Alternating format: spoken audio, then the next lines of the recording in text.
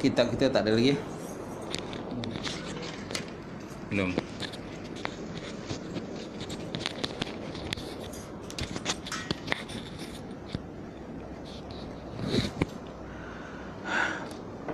Mana mic ni?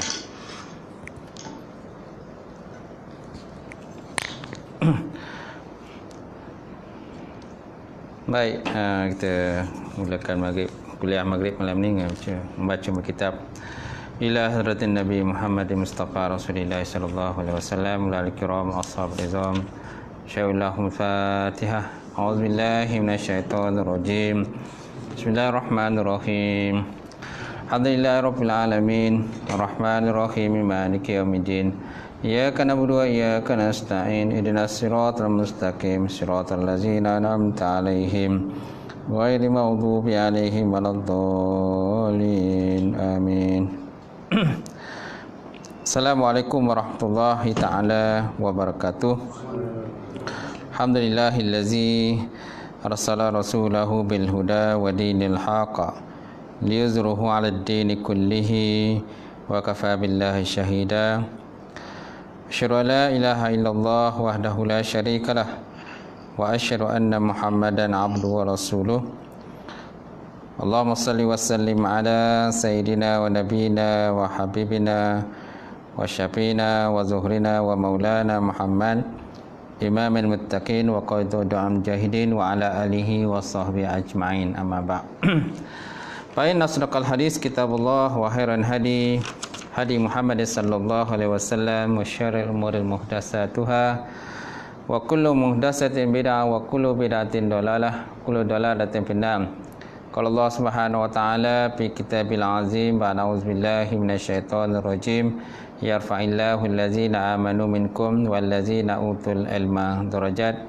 Maksudnya Allah Subhanahu wa taala mengangkat orang-orang yang beriman dan berilmu di kalangan kamu akan beberapa darjat. Wa qala Allah Subhanahu wa taala fi ayatil ukhra wa man ahsanu qawlan mimman da'a ila Allah wa 'amila shalihan faqala innani minal muslimin. Maksudnya, siapakah yang terlebih baik perkataannya daripada orang-orang yang menyeru kepada agama Allah Subhanahu wa taala dan juga mengerjakan amal yang soleh. Faqala innani minal muslimin, maka lalu dia berkata, sesungguhnya aku termasuk di kalangan orang-orang yang Islam. Wa qala Nabi sallallahu alaihi wasallam, la yu'minu ahadukum hatta akuna ahabba ilaihi min walidihi wa waladihi wan nasi ajma'in, atau kama qala Rasulullah sallallahu alaihi wasallam. Maksudnya tidak beriman salah seorang kamu ataupun tidak sempurna iman salah seorang kamu sehingga aku ianya menjadikan aku tu lebih ia kasihi melebihi kasihnya kepada ahli keluarganya, melebihi kasihnya kepada ayahnya, melebihi kasihnya kepada anaknya dan juga melebihi kasihnya kepada manusia sekaliannya. Alhamdulillah. Yang mati fadilatul imam kita, kemudian yang hormati Tuan Bilal, kemudian pengurusi surau, jurukuasa surau muslimin muslimat yang dirahmatullah. Alhamdulillah, kita panjatkan puji dan syukur kepada Allah Taala kerana pada malam ni izinkan sekali lagi pertemuan kita untuk pertemuan yang kedua pertemuan kedua dalam kuliah kita, kuliah takmil. Dan malam ni kita dah start lah baca kitab kita, walaupun tak ada kitab lagi bagi yang lain.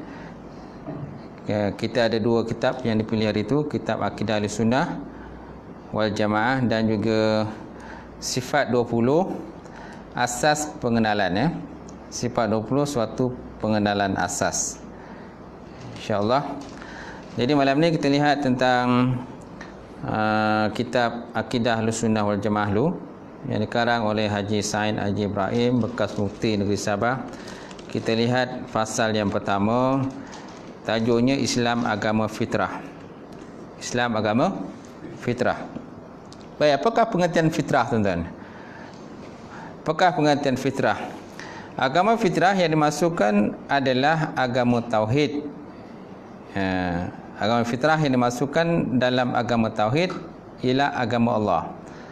Okey, agama fitrah yang dimasukkan dalam agama tauhid ataupun dalam ilmu tauhid ialah agama Allah Subhanahu Wa Taala, iaitu agama yang Allah Taala menciptakan manusia semula jadinya untuk menerima selaku agama yang betul ataupun agama yang benar. Okey, dan Allah Taala merintahkan Nabi Muhammad sallallahu alaihi wasallam dan pengikut-pengikutnya menerima kebenaran agamanya, iaitu agama Islam, tanpa membuat sebarang perubahan ataupun pindaan. Tanpa membuat sebarang perubahan ataupun pindaan. Allah SWT menyebut dalam Quran, dia kata wa aqim wajhaka lid-dini hanifa fitratallahi allati fataran nas 'alaiha la tabdila li khalqillah zalika dinul qayyim walakinna aksaran nasi la ya'lamun. Surah Rum ayat 30. Maksudnya wa aqim wajhaka, hadapkanlah akan wajah engkau. Wa aqim wajhaka, hadapkan wajah engkau, tumpukan akan wajah engkau. Ka ni, engkau ni siapa? Ni persoalannya. Maksud engkau ini ialah Nabi Muhammad SAW dan juga pengikut-pengikut baginda Rasulullah SAW, termasuk kita lah. Wa aqim wajhaka, hadapkan akan wajah engkau. Ka ini termasuk Nabi dan juga sahabat-sahabat baginda Rasulullah termasuk lahir kita sendiri. Lid-dini hanifa, bagi agama yang hanif ataupun bagi agama yang lurus. Okey, kalau dulu tuan-tuan, agama Islam ni dia tak kata agama Islam, tapi dia kata agama hanif, agama yang lurus. Seperti agama yang dianut oleh Nabi Ibrahim alaihissalam. Nabi Ibrahim alaihissalam, itulah agama yang hanif, agama yang lurus daripada sebarang kesesatan. Baik, kemudian fitratallahi allati fataran nas 'alaiha. Fitratallahi allati fataran nas 'alaiha. Fitrah Allah Subhanahu Wa Taala yang telah memfitrahkan kepada manusia, alaiha, semuanya, atasnya. Okey, maksud di sini ialah, maksudnya dia kata hadapkanlah dirimu wahai Muhammad dan pengikut-pengikutmu ke arah agama yang jauh daripada sesat, dan turutlah terus agama Allah, iaitu agama yang Allah Taala menciptakan manusia dengan keadaan bersedia daripada semula jadinya lagi untuk menerimanya. Okey, fitratallahi allati fataran nas 'alaiha, telah memfitrah oleh Allah Subhanahu Wa Taala akan manusia, yang mana agama Islam ni sesuai lah agama manusia lah.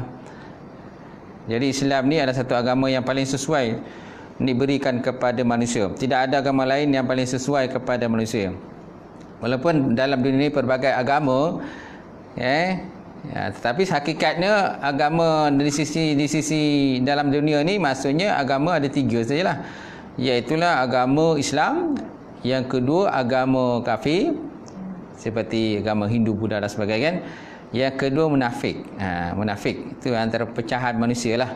Munafik maksudnya orang-orang yang berpura Islam, mana zahiriannya kita nampak Islam tapi hakikatnya dia bukan Islam. Okey, la tabdila li khalqillah, tiada sebarang pergantian, tiada sebarang pergantian ataupun perubahan kepada agama Allah Subhanahu Wa Taala itu. Zalika dinul qayyim, itulah dia agama yang berdiri dengan sendirinya ataupun agama yang lurus. Walakin aksaran nasi la ya'lamun, akan tetapi kebanyakan manusia itu tidak mengetahuinya. Okey, tetapi manusia itu kebanyakannya tidak mengetahui. Baik. Jadi maknanya tuan-tuan, kalau sebut kalau lihat pada ayat ini, maknanya hakikat kejadian manusia itu berkeinginan kepada agama. Siapa saja dalam dunia inilah berkeinginan kepada agama. Walaupun ada di kalangan manusia itu mendakwa dia tak percaya pada Tuhan. Dia tak percaya pada Tuhan. Ada sebahagian manusia tak percaya pada Tuhan. Dia tidak beragama. Mana kalau tahu kan, mana bebaslah. Bebas. Terpulang pada dia nak beragama ke tidak beragama. Tapi lebih mirip kepada tidak beragama. Golongan etis kan, dia tidak ada agama. Tapi bila sesuatu keadaan berlaku pada dia, kan, bila berlaku kesempitan kepada diri mereka, contohnya ketika nyawa mereka berada di hujung tanduk, pada masa itulah mereka memerlukan kepada Tuhan, dia kata, memerlukan pada Tuhan. Maka dia berdoa kepada Allah, kepada Tuhan, dia kata, kan, kepada Tuhan, dia kata, ya Tuhanku, datanglah kepadaku supaya engkau menolong aku dan membantu aku, supaya dapat dihindarkan diriku daripada bala bencana ataupun musibah yang berlaku pada diri kita lah, pada dirinya lah. Okay? Sebenarnya hakikatnya sebenarnya manusia itu berkendakan kepada agama. Tetapi disebabkan oleh kata perkara-perkara yang dilakukan oleh nenek moyang mereka, kan, yang mana nenek moyang mereka itu mengajak kepada menyembah selain daripada Allah Subhanahu Wa Taala, jadi mereka pun mengikutlah menyembah kepada selain daripada Allah Subhanahu Wa Taala.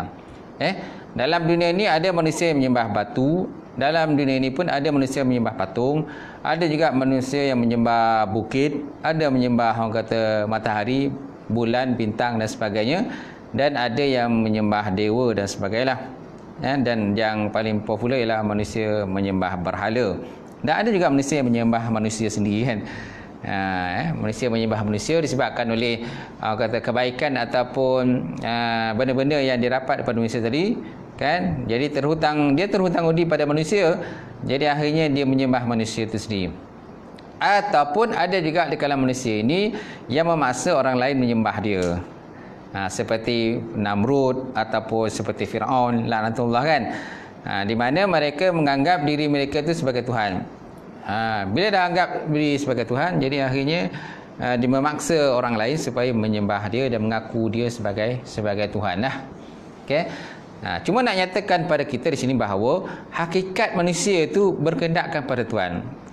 Cuma disebabkan oleh kata unsur-unsur tadi, kan, sama ada disebabkan oleh hawa nafsu ataupun daripada syaitan dan sebagainya, jadi akhirnya mereka menyembah bukan lain daripada Allah Subhanahu Wa Taala. Di samping itu pula orang kata mereka itu jauh daripada unsur-unsur dakwah, jauh daripada dakwah, kan. Ataupun ada juga manusia ini yang sampai dakwah kepada mereka, tapi mereka tetap juga tidak beriman kepada Allah Subhanahu Wa Taala. Masih lagi mereka menafikan beriman kepada Allah dan mereka terus menyembah selain daripada Allah Subhanahu Wa Taala. Ini menunjukkan pada kita, tuan-tuan, bahawa hakikat hidayah taufik itu semuanya daripada Allah Subhanahu Wa Taala, bukan daripada manusia. Manusia hanya mampu untuk berdakwah, menyampaikan mesej, bertablik, menyampaikan unsur-unsur dakwah kepada orang lain supaya beriman kepada Allah. Tetapi hakikatnya yang berubah, yang nak memberi taufik hidayah itu ialah Allah Subhanahu Wa Taala saja. Sesuai dengan Allah Ta'ala sebut dalam Quran, dia kata, innaka la tahdi man ahbabta walakinnallaha yahdi man yasha. Kan?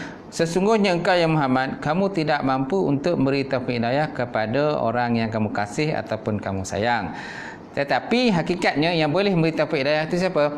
Iaitulah Allah Subhanahu Wa Ta'ala. Okay?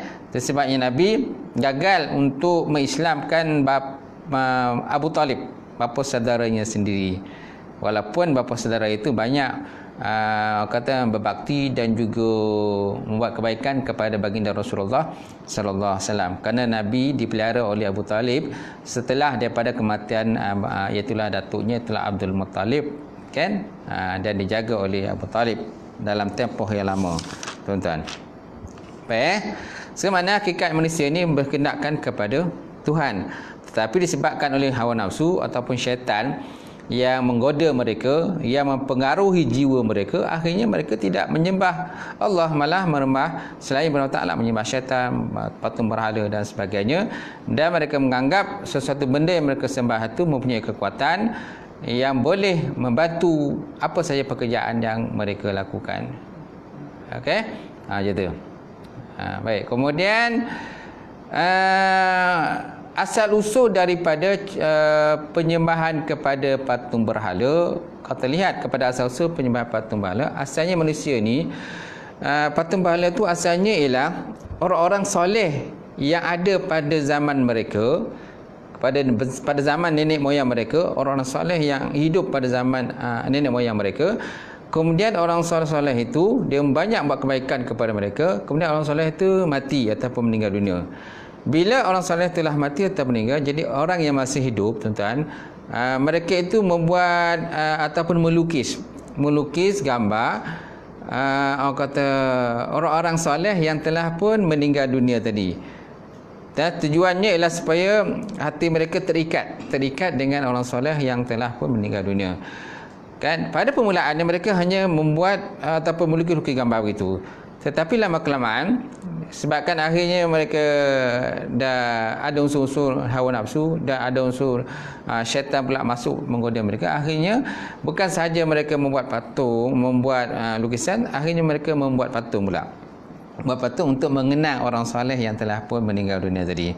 Kemudian bila lama kelamaan pula, daripada mereka hanya sekadar membuat patung, akhirnya mereka membawa kepada penyembahan kepada patung. Penyembahan kepada patung disebabkan oleh ialah macam-macam cara lah. Salah satunya hawa nafsu, salah satunya lah syaitan yang menggoda.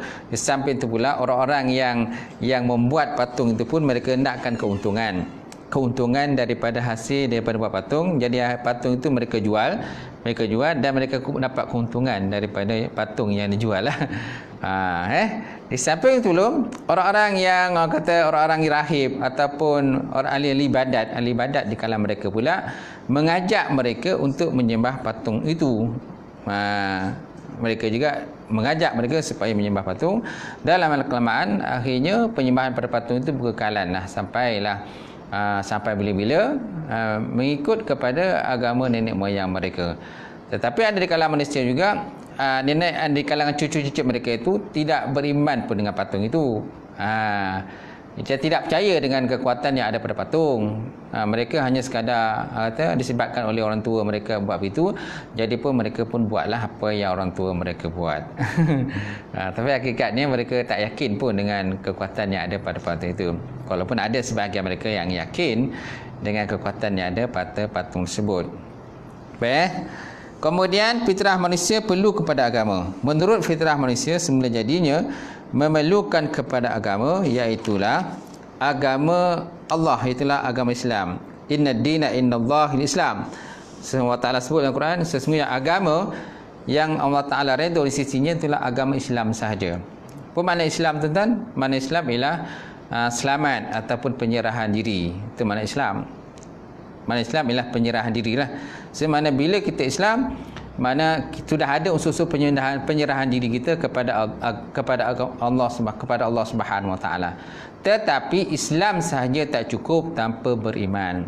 Iman pun iman Islam ni dua benda yang digandingkan antara satu sama lain untuk memantapkan lagi dalam kata ibadah dan juga kepercayaan kita kepada Allah Subhanahu Wa Taala. Walaupun sebagai ulama dia kata bila sebut Islam maka sudah ada iman. Bila sebut iman sudah ada Islam.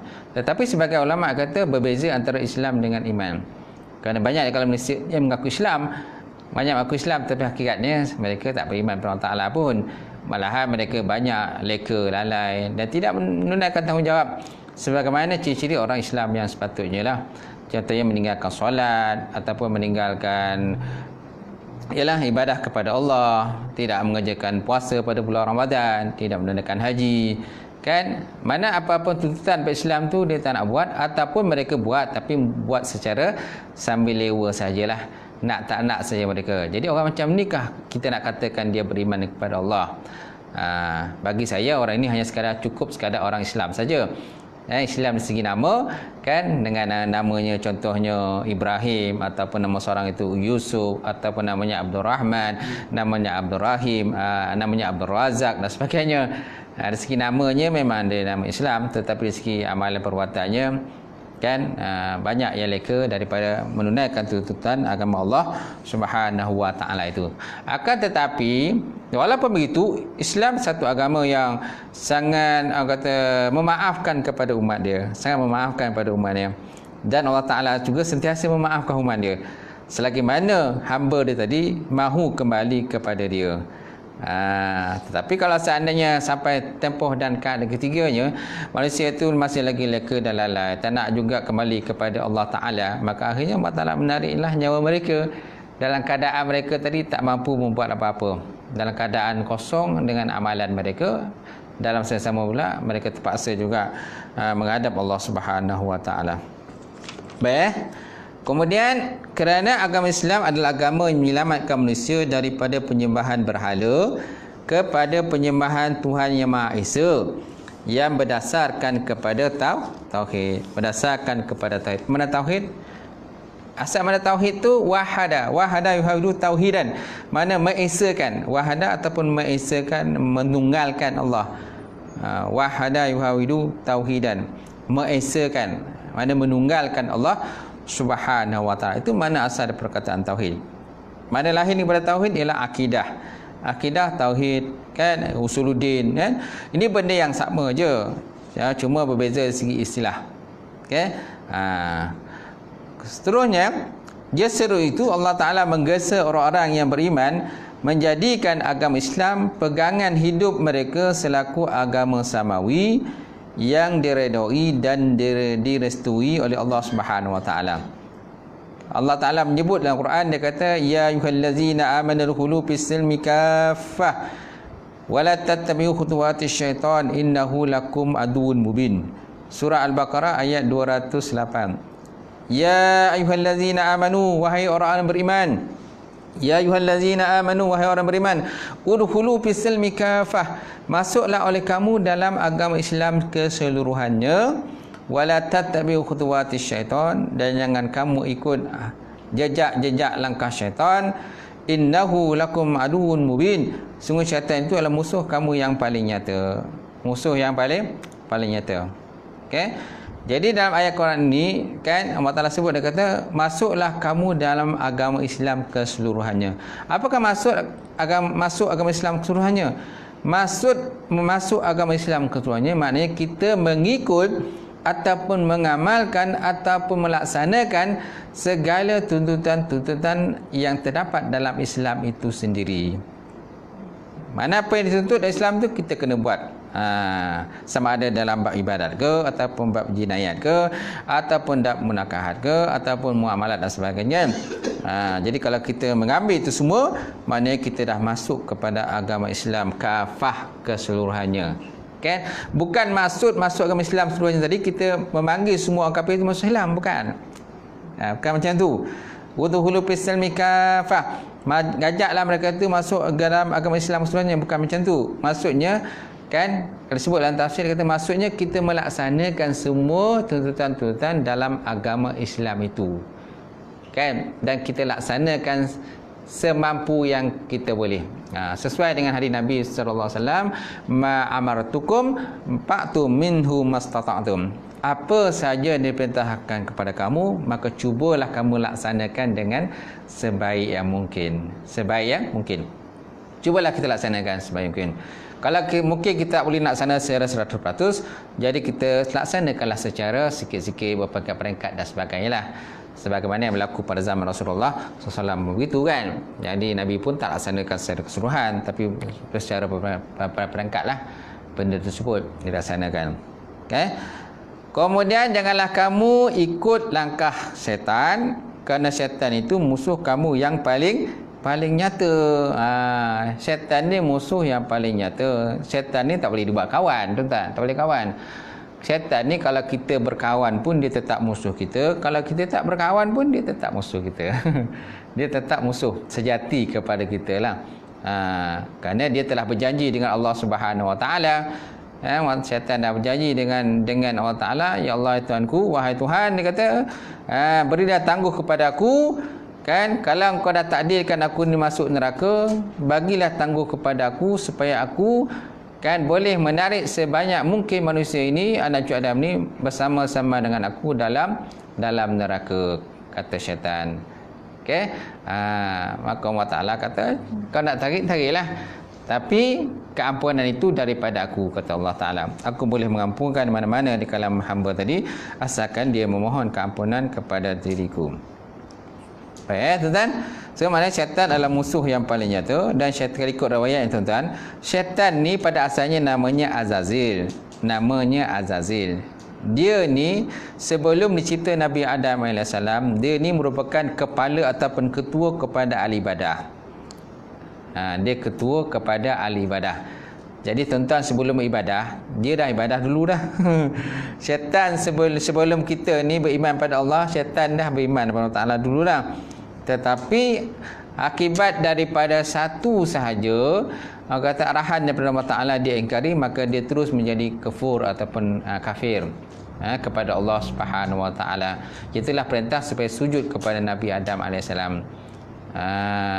Wa iz qala Musa wa iz qala rabbuka lil malaikati isjudu li adama fasajadu illa iblis aba wastakbara wa kana minal kafirin. Dan ingatlah ketika Allah SWT memerintahkan kepada para malaikat dan juga iblis supaya sujud kepada Nabi Adam alaihissalam, kan, aba wastakbara, apa yang berlaku tuan-tuan? Dia engkar, itu iblis engkarlah. Sedangkan para malaikat semuanya sujud kepada Nabi Adam AS. Maksud sujud ini ialah bukan seperti sujud dalam sembahyang.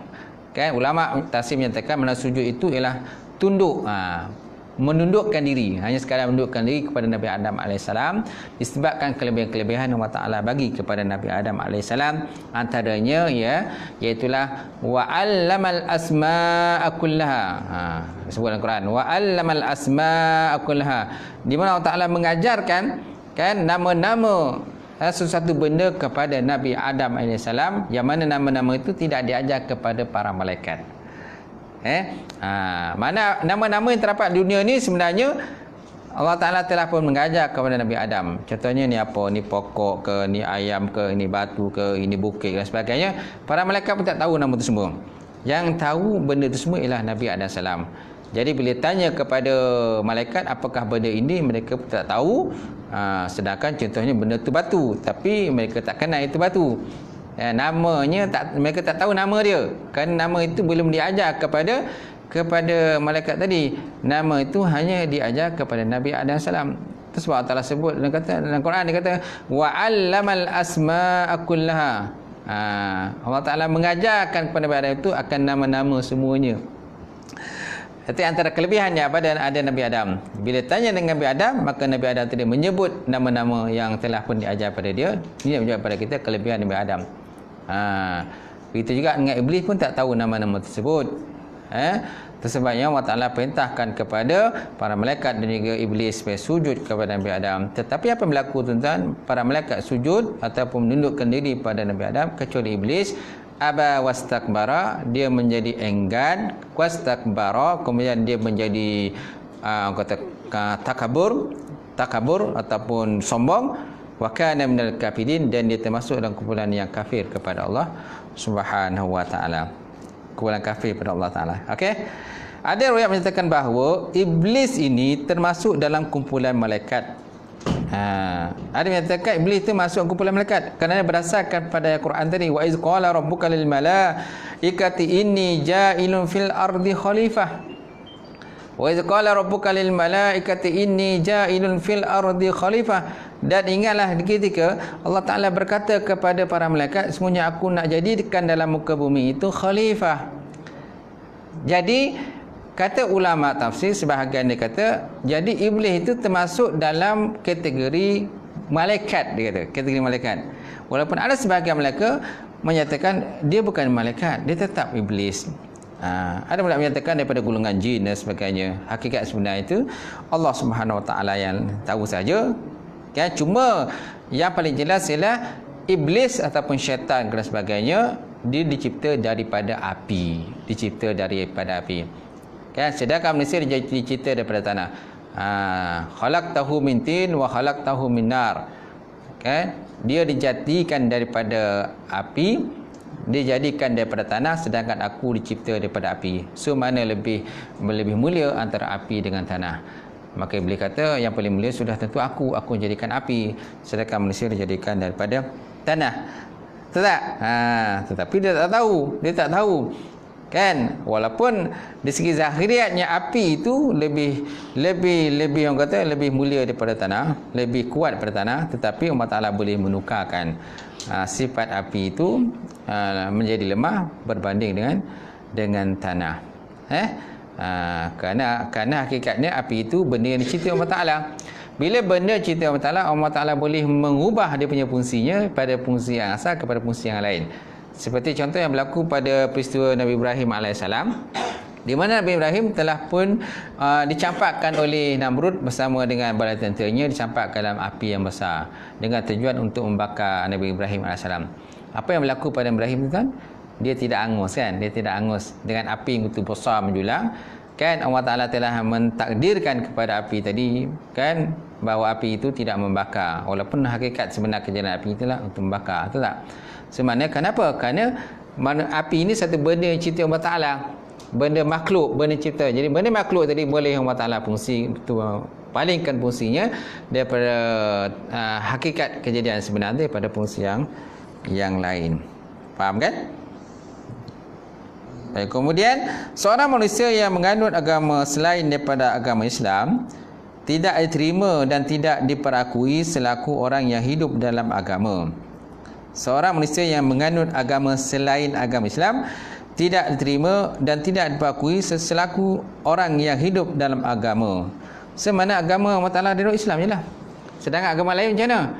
Tidak diakui, walaupun mereka menganggap bahawa agama yang mereka anut itu ialah agama yang benar. Kan? Mereka mengakui agama mereka adalah agama yang benar dan agama yang terbaik. Sedangkan agama kita ni dia kata agama yang leka, dan ada pula mereka mendakwa agama kita ni mengajak kepada peperangan, mengajak kepada menzalimi. Tetapi hakikatnya agama kita tidak mengajak kepada itu. Agama kita mengajak kepada kebenaran, keperdamaian kan? Perdamaian, orang kata kesejahteraan, keamanan dan sebagainya. Itulah hakikat Islam. Kan? Tapi disebabkan oleh sebahagian agama orang Islam itu sendiri kan, yang menyeleweng daripada agama dia dan menyalah tafsirkan agama Islam itu sendiri. Jadi mereka menganggap Islam itu satu agama yang ekstrim kan, yang membawa kepada yang kata cara pendekatan yang ekstrim dalam melaksanakan Islam tadi. Jadi sebabkan itulah maka berlakulah banyaklah orang kata pembunuhan kan, dan sebagainya. Jadi akhirnya mereka anggap Islam itu agama yang kata ekstrim, agama yang keras dan sebagainya. Jadi yang membuat tu hanya sebahagian orang je, sebahagian kecil je. Tapi disebabkan oleh perbuatan sebahagian kecil orang Islam sendiri, maka orang Islam yang lain semua dilabel dengan label yang sama kan. Jadi anggap bila tengok Islam, tak boleh Islam tak boleh kan. Islam mengajak kepada kejahatan kan, pergaduhan, pembunuhan sebagainya. Tapi hakikatnya agama lain pun lagi teruk, seperti yang berlaku di mana Rohingya kan, di Burma dan sebagainya kan. Kita nampaklah macam mana orang Islam disembelih, orang Islam dibunuh. Begitu juga seperti yang berlaku di Syria, orang Islam dibunuh, diganyang kan, dirogol, macam-macam lah. Mereka tak nampak itu. Mereka hanya nampak keburukan Islam itu sendiri. Sedangkan apa kebaikan Islam itu mereka tak nampak. Okay? Kan tetapi Allah Ta'ala itu maha berkuasa. Walaupun ada di kalangan manusia ini menganggap Islam itu agama yang ekstrim, agama yang ganas, pergaduhan, perbalahan dan sebagainya, tetapi walaupun begitu tetap juga ada di kalangan orang yang bukan Islam ni masuk Islam. Ramai juga kan, mereka tertarik pada Islam dan akhirnya mereka masuk Islam.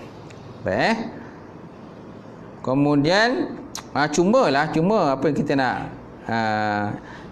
pastikan bahawa kan, kita tak mampu untuk menarik semua orang bukan Islam masuk Islam. Itulah, itu kesimpulannya. Kita tak mampu menarik semua orang bukan Islam masuk Islam. Kita tak boleh gitu. Cuma tugas kita samalah seperti para Nabi dan para Rasul.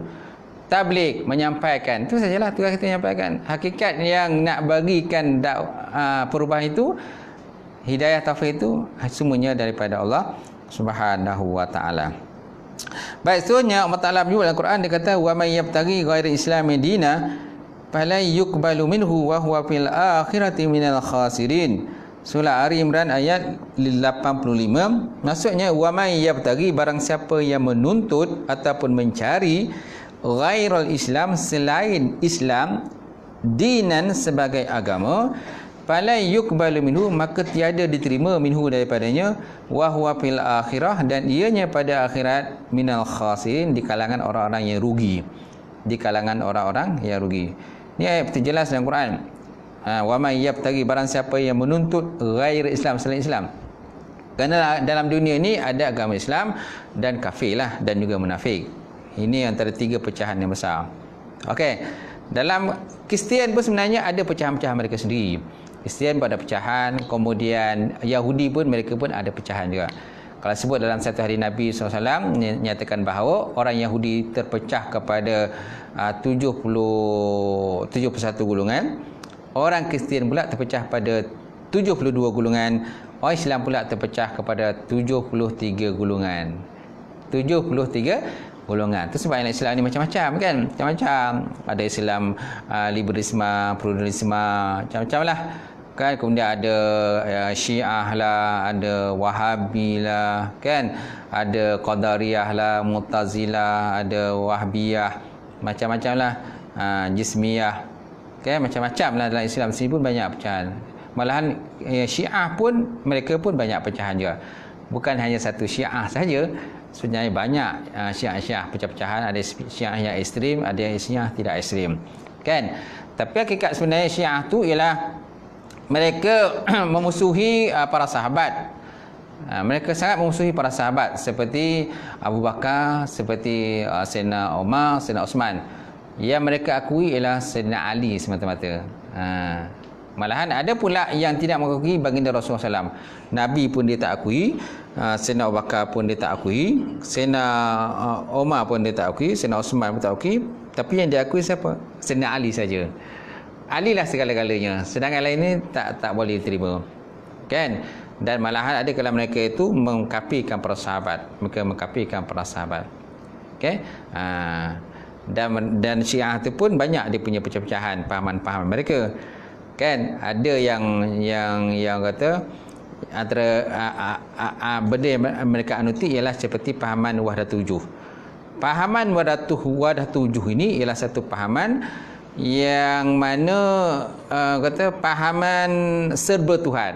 Pahaman serba Tuhan. Kalau kita terdengar pahaman Wahdatul Wujuh, apa dia pahaman Wahdatul Wujuh? Wahdatul Wujuh ialah pahaman serba Tuhan. Serba Tuhan. Apa maksud pahaman serba Tuhan? Pahaman serba Tuhan ini ialah seorang itu mengiktikadkan bahawa apa yang dilihat itu ialah Tuhan. Kalau dia nampak pokok tu ialah pokok tu Tuhan. Kalau dia nampak duit adalah Tuhan. Dalam poket dia pun Tuhan. Semua Tuhan lah. Itu dikatakan sebagai pahaman serba Tuhan. Cuma ada satu pahaman yang sukar kadang-kadang kita nak mengetahui bahawa mereka itu berpahaman Syiah, iaitu mereka ada satu pahaman namanya pahaman taqiyah. Pahaman taqiyah. Apa dikatakan pahaman taqiyah? Pahaman yang mana mereka boleh menyembunyikan pahaman Syiah mereka. Mereka menyembunyikan pahaman Syiah. Itu dikatakan pahaman taqiyah. Jadi kita sukar untuk mengetahui dia ni pahaman Syiah. Kenapa? Mereka juga kadang-kadang dia bercampur dengan kita juga. Dia bercampur dengan kita, dia bersahabat dengan kita, kan? Dia bergaul dengan kita. Tapi masa sama mereka juga kata mengamalkan agama pahaman Syiah. Kan?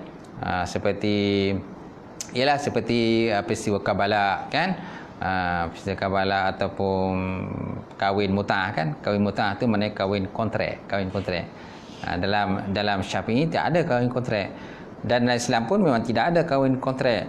Yang ada ialah kahwin yang bukan kontrak lah, kan? Bagaimana kahwin kontrak? Kahwin kontrak ialah seperti seorang itu berkahwin dengan seorang perempuan dalam tempoh contoh 1 bulan ataupun 2 bulan. Ataupun tempoh tertentu lah. Mana ada tempoh lah. Dia kata aku kahwin dengan kau dalam tempoh setahun ataupun 1 bulan. Bila habis sebulan mana berpisahlah mereka. Tidak lagi menjadi suami isteri. Masalahnya ialah kalau berlaku kahwin kontrak ini ialah bagaimana kalau seorang perempuan tu hamil ataupun mengandung, kan?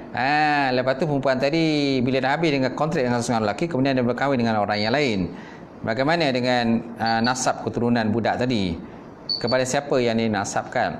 Adakah nasabkan kepada lelaki yang pertama ataupun nak nasabkan pada lelaki yang kedua? Okey? Itu dikatakan sebagai kahwin mut'ah. Okey? Dalam Islam pun ada juga mut'ah, tapi mut'ah dalam Islam ni ialah kata pemberian sagu hati.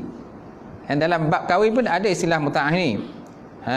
Tapi bukannya kahwin mut'ah, tapi ialah pemberian sagu hati daripada pihak lelaki kepada pihak perempuan. Itu dikatakan mut'ah. Tetapi mut'ah yang digunakan pakai dalam agama ataupun pahaman Syiah itu ialah kahwin kontrak. Di mana seorang lelaki tadi kan berakad dia berkahwin dengan seorang perempuan dalam tempoh ataupun masa-masa tertentu. Bila habis tempoh dan masa tertentu, mereka pun secara automatik berpisah daripada perkahwinan tadi. Okey? Tapi masalahnya ialah macam mana kalau seandainya perempuan itu hamil, so anak itu kepada siapa yang nak asapkan? Sama ada pada laki-laki yang pertama, laki yang kedua. Kerana lepas tu mungkin perempuan tu akan berkahwin dengan lelaki yang kedua pula. So, kalau dia tarik balik apa ni, kahwin muta'ah tu, anak dah ada ke? Macam mana tu? Dia tarik balik nak kahwin betul dengan dia. Nak kahwin semula? Nak kahwin semula? Kalau dia nak kahwin semula, masalah akad tadilah. Akad tu dia namakan juga sebagai akad yang gharar, akad yang tidak sah, tidak diiktiraf. Mana kalau dia kahwin secara yang betul, alhamdulillah lah. Cuma anak tadi tetap juga tak boleh nasabkan pada dia, kerana dia termasuk dalam akad yang gharar, akad kata tidak jelas lah. Sedangkan Islam tidak ada akad begitu kan, tidak ada akad kan. Yang ada ialah saya kahwin dengan engkau, ataupun macam juru nikah kata, saya nikahkan engkau dengan si fulan bin si fulanah. Dia tak perlu kita nak sebut berapa lama tempoh. Kalau sebut tempoh ni mana ada unsur-unsur gharar lah, unsur-unsur ketipuan ataupun ketidakjelasan kat situ. Semana anak tu tetap juga tak boleh nasabkan pada dia, kecuali anak yang lahir pada perkahwinan yang baru, yang betul, kahwinan yang betul. Okey, sikit lagi boleh? Jangan tercongang tuan ni. Okey. Kita selaku orang-orang yang beriman dalam hidup dan kehidupan kita sehari-hari memerlukan kepada agama yang sebenar. Itulah agama Islam. Kerana manusia yang hidup dalam agama Islam adalah sebaik-baik umat yang dilahirkan untuk faedah umat manusia seluruhannya. Sesuai dengan firman Allah Subhanahu wa taala, kuntum khaira ummatin ukhrijat linnas ta'muruna bil ma'ruf wa tanhauna 'anil munkar wa tu'minuna billah. Kamu adalah umat yang terbaik. Kamu ni siapa? Kamu ni kita lah. Kuntum khaira ummah, kamu adalah umat terbaik. Ukhrijat linnas, dikeluarkan pada manusia. Ta'muruna bil ma'ruf, mengajak pada perkara ma'ruf, wa tanhauna 'anil munkar, dan mencegah kemungkaran, wa tu'minuna billah, dan beriman kepada Allah Subhanahu wa taala. Allah Taala dah sebut jelas dalam Quran kita ni umat yang terbaik. Cuma macam mana ciri-ciri umat terbaik, itu punya soalan dia. Tahu tak? Itu punya soalannya. Macam mana ciri-ciri umat yang terbaik? Dalam Quran memang Allah Taala sebut kamu umat yang terbaik. Yang ditugaskan, yang dikeluarkan untuk mengajak perkara makruf dan mencegah kemungkaran. So maknanya nak menjadi umat terbaik itu Allah Taala sebut cirinya kemudian. Apa ciri-cirinya? Ta'muruna bil ma'ruf, mengajak perkara makruf, wa tanhauna 'anil munkar, mencegah kemungkaran, wa tu'minuna billah, dan beriman kepada Allah. So maknanya kalau kita tak ada ciri-ciri itu, tak adalah kuntum khairu ummah, bukan kamu umat terbaik lah. Bukanlah kamu umat terbaik, walaupun Allah Ta'ala declare pada permulaannya kamu umat yang terbaik. Tapi nak jadi umat terbaik mesti ada ciri-ciri tertentu kan. Contohnya bertakwa, bercakap benar, jangan hanya sekadar berjanji tapi tidak melaksanakan janji kan. Sabar, takwa, lepas itu tawakal kepada Allah. Apa lagi? Zuhud. Mana itu ciri-ciri, mana ciri-ciri orang yang orang-orang yang punya sifat-sifat yang baik, maka barulah kita menjadi umat terbaik. Kemudian benda-benda yang tak elok kita buang, barulah kita menjadi umat terbaik. Kalau tidak, hanya sekadar sebutan Al-Quran saja, tapi hakikat pelaksanaannya kita bukan umat yang terbaik. Nauzubillah min zalik. Baik. Jadi firman Allah Taala tersebut dengan jelas menyatakan bahawa kemuliaan dan keistimewaan yang telah diberikan oleh Allah Ta'ala kepada umat Nabi Muhammad SAW, ini orang-orang Islam, ialah selagi mereka tetap setia menjalankan 3 dasar Islam yang utama, iaitu menyuruh berbuat kebaikan dan melarang kejahatan serta beriman kepada Allah, kan, barulah kita dijadikan sebagai umat yang terbaik. Kalau tak ada laksanakan, tak adalah umat terbaik. Okey? Mesti kena buatlah. Kalau tak boleh secara keseluruhannya, macam saya kata tadi, kita buatlah secara berperingkat-peringkat lah. Yang penting benda tu kena buat. Kalau tak buat, besok kamu nanti akan ditanya oleh Allah Subhanahu Wa Taala akhirat besok. Kullukum ra'in wa kullukum mas'ulun, fa imam ra'in wa huwa mas'ulun. Setiap kamu ialah penjaga ataupun pemegang amanah, dan kamu besok akan ditanya tentang amanah yang diberikan kepada kamu, adakah kamu melaksanakan amanah tersebut. Kan? Setiap orang adalah penjaga ataupun pemegang amanah. Sama ada kita memegang organisasi yang besar ataupun kita memegang organisasi yang kecil, satu unit yang kecil, kan, ataupun kita hanya sekadar sebagai AJK surau sahaja, AJK kecil surau sebagainya, tapi tetap kita ada amanah kat situ. Malahan pada diri kita pun ada amanah, kan? Kita terhadap diri kita pun ada amanah. Apa amanah diri kita? Amanah diri kita, kita tunaikan apa yang Allah Ta'ala nak terhadap diri kita. Okey, mata kita digunakan pada benda yang baik, telinga digunakan untuk mendengar benda yang baik, mulut digunakan untuk bercakap benda yang baik, tangan digunakan untuk pegang Quran, benda-benda yang baik, kaki melangkah pada tempat yang baik, hati kita semualah, kan? Semaknanya kita menunaikan amanah pada diri kita sendiri. Sampai gitu kita menunaikan amanah-amanah lain. Kalau kita ada jawatan yang lagi besar, kita sebagai PM ke, kita sebagai sultan ke, ataupun kita ni CEO syarikat, kan? Semaknanya tanggungjawab tu lagi besarlah. Lagi besarlah berbanding dengan tanggungjawab terhadap diri kita sendiri, kan? Dia tak ada jawatan apa-apa. Memang dia kalau bagi jawatan pun dia tak nak jawatan. Semana adakah dia tak ada menunaikan amanah? Kena juga tunaikan amanah terhadap diri sendiri. Apa tuntutan terhadap diri sendiri? Kena buatlah, kan? Janganlah hanya tidur saja, tidur, kan? Tak ada kerja apa-apa, tidur aja. Semana orang tu tidak melaksanakan amanah terhadap diri dia sendiri. Sampai waktu solat contoh dia tak solat. Kan? Azan subuh dah masuk tapi dia tak bangun subuh. Kan tidur balik sampai 10 kan baru bangun. 10 kan dah 10 bangun kan dah sibuk nak kerja lah. Memang tak ada masa nak subuh lah, kan? Zuhur, asar, maghrib, So Allah Ta'ala bagi pada kita ni masa yang cukup sebenarnya dalam kehidupan kita. Kan? Dalam sehari semalam kita ada 24 jam, betul tak? Dalam sehari semalam kita ada 24 jam. Masing-masing diberi masa yang sama. Ada tak orang lain dibagi masa 26 jam ataupun 27 jam? Tak ada. Semua 24 jam semalam. Cuma pada diri masing-masing lah macam mana cara nak menguruskan 24 jam itu. Betul tak? Apalagi kalau kita ada tanggungjawab yang besar, tu yang kadang-kadang kita merasakan masa kita tak cukup lah. Masa kita tak cukup. Kerana komitmen kita terlampau banyak sehingga kan masa yang ada itu kita merasakan macam seolah macam tak cukup dengan masa tadi. Malahan sebenarnya manusia sendiri yang nakkan komitmen itu.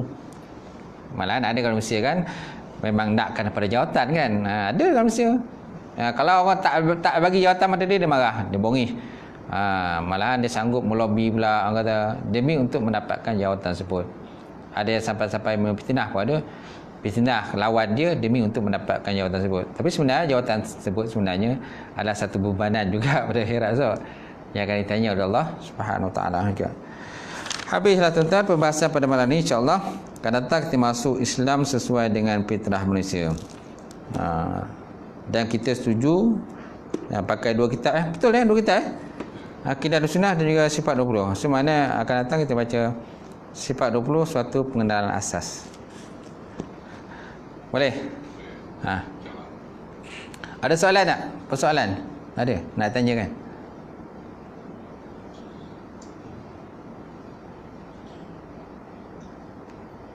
Sojuk lah suara ni.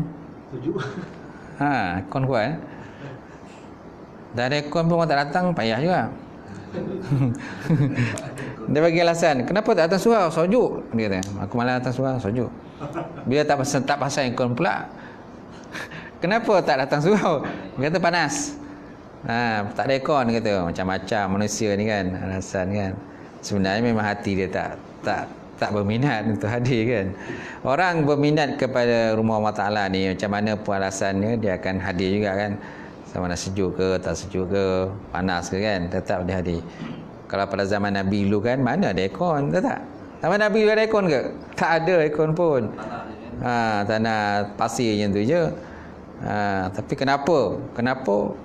Setiap kali sembahyang jemaah tu ramai orang. Jadi kita buatlah kata penilaian berbanding kan.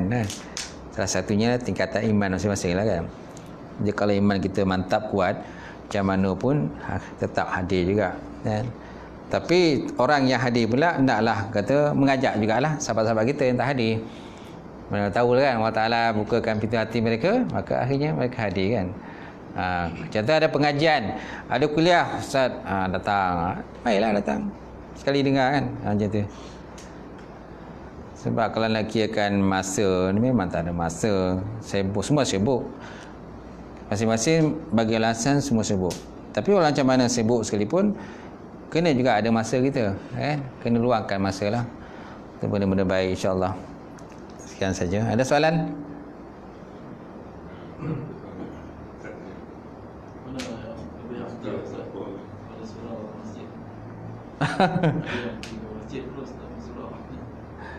Paling afdal tentulah masjid. Masjid lagi afdal lah banding dengan surau. Masalahnya surau yang jauh roket. Kalau surau masjid tu jauh atau dekat? Kalau masjid tu jauh, ya ada surau, datang ke surau lah. Tapi kalau tuan-tuan mampu ke masjid, pergilah ke masjid. Masjid jauh dekat sini kan? Masjid dekat mana? Semayaya. Mana ke? Lalu trafik light lah. Lalu trafik lah. Kalau semua ke masjid nanti surau siapa nak datang? Ya, akhirnya surau pun tinggal je kan. Dan tinggal tidak ada orang. Tapi sesekali pergilah ke sana. Tak? Sekali pergilah ke masjid. Jangan tak adil langsung ke masjid. Kerana masjid pun lagi besar pahalanya lah berbanding dengan surau. Macam tu. Okey? Lagi satu Ustaz lah, yang apa yang definekan macam zuhud tu dari segi apa Ustaz? Zuhud ni dia banyak dia punya dalam segalanya tu. Zuhud ni banyak definisi dia. Definisi sampai kata beratus definisi tentang zuhud. Cuma apa yang dapat saya ambil kesimpulan, zuhud ni maknanya kita mengambil dunia itu sekadar keperluan kita. Atau mana zuhud? Kita mengambil dunia itu sekadar keperluan kita. Mana yang kita perlukan, itulah kita ambil. Yang tak perlu, yang boleh-boleh sangat, buat apa? Sebab biasa bila kita mati pun, benda itu tinggal juga. Betul tak? Tinggal juga. Kalau rumah kita besar rumah kita kan, ada kolam renang, semua ada kan. Bila kita mati besok, kan, siapa yang akan mewarisi harta kita? Anak jugalah. Mana tinggal juga, maksudnya tinggal lah. Benda itu tetap akan tinggal. Bila kita mati pun, rumah macam besar macam mana pun, kubur besar tu besar kubur macam tu je lah. Berapa dia punya keluasan kubur tu? Kan, berapa kaki? Tinggi berapa kaki, panjang berapa kaki? Itulah kita punya rumah kita. Itulah rumah kita bila kita mati. Tapi rumah kita yang besar-besar macam mana? Tinggal lah. Anak akan mewarisi pula. Kalau anak okey, anak kita faham, dia akan membahagikan secara sama rata. Di faraiyah sama rata anak-anak harta tadi. Tapi kalau jenis anak yang tak faham, kadang bercakap, bergaduh, kita pun dalam hati kubur pun tak tenteram lah. Disebabkan oleh harta tadi yang terlampau banyak kan. Jadi akhirnya jadi pergaduhan lah kepada waris kita lah. Kalau seandainya tak betul cara menguruskan dia, kalau betul okey lah. Kalau tak betul, okey, semua akan ditinggalkan besok. Itulah tempat kita lah. Berapa kaki tu, berapa panjang tu, kata yang siapa yang kira tu? Si Aziz kira kan. Saya sudah ingat ya macam tu lah, tu lubang kubur. Lubang kubur apa silaka engkau kata kan. Macam tu kan. Itulah besok tempat semua kita akan beradu ke situ lah. Bila mati, takkan ahli keluarga kita nak simpan mayat kita dalam rumah? Busuk kan? Takkan nak simpan dalam rumah. Nak tak nak, terpaksa juga. Walaupun isteri tu paling sodih sekalipun, anak macam paling sodih sekalipun, kalau dah meninggal, kita dah mati, mereka tetap akan mengantar kita ke kubur. Nampak? Tetap dihantar mayat kita ke dalam kubur tu kan. Walaupun dia sedih macam mana pun, tak boleh dia nak menyimpan mayat kita tu dalam rumah. Salah. Salah hukumnya kan. Di segi undang-undang pun salah menyimpan mayat kan. Tetap juga kita akan dihantar ke sana. Ya? Firaun? Boleh? Semana tiada siapa yang kekal di dunia ni. Atau Firaun pun macam tu juga. Tak, Firaun pun dia nak menjadi Firaun, dia kata aku nak, boleh tak aku ni supaya menjadi Tuhan selama-lamanya, maknanya berkuasa selama-lamanya. Kan Firaun bermimpi, dia bermimpi mana kerajaannya diruntuhkan oleh seorang lelaki daripada keturunan Bani Israel. Seorang lelaki daripada keturunan Bani Israel, mana seorang bayi akan lahir ke dunia, yang mana bayi itu nanti akan meruntuhkan kerajaan dia. Firaun dia tak boleh terima kan dengan mimpi tadi, maka dipanggil semua ahli nujum dan sebagainya mentafsirkan mimpi tadi. Mereka mentafsirkan bahawa satu hari nanti ada seorang lelaki daripada Bani Israel akan meruntuhkan kerajaan dia. Maka diperintahkan semua anak Bani Israel dibunuh lelaki, semua lelaki dibunuh. Tujuannya apa? Supaya dia kekal. Supaya dia kekal sebagai Tuhan, supaya kekal memerintah kerajaan Mesir. Tapi apa yang berlaku tuan-tuan? Apa yang berlaku? Kan dia buat macam mana pun, kan dia nak bunuh macam berapa banyak pun anak Bani Israel, 50,000 pun dia nak bunuh, tetap kerajaan dia runtuh juga. Kerana memang Allah Ta'ala mentakdirkan kerajaan dia runtuh. Kan di mana Nabi Musa AS itu kan yang meruntuhkan dia. Dan Nabi Musa itu hidup dalam istana dia kan. Nabi Musa itu hidup dalam istana dia, membesar dalam istana dia. Dan Nabi Musa itulah yang meruntuhkan kerajaan dia. Sebab sebenarnya tidak kekal lah manusia tu. Macam mana pun dia nak buat, nak kekal memerintah, tidak boleh.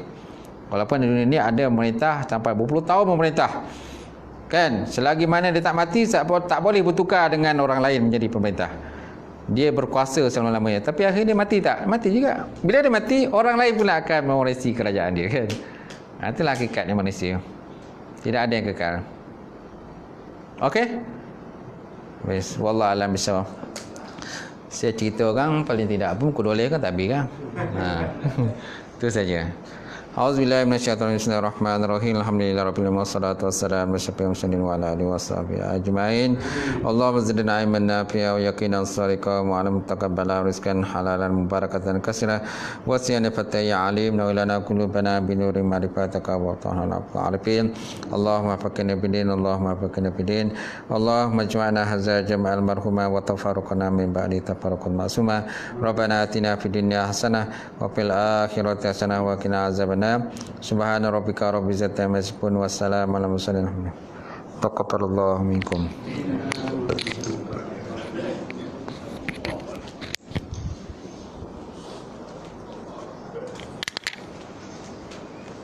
Ya, sama. Apa itu tuan? TV tak. Siapa yang nak ni? Ya. Tak.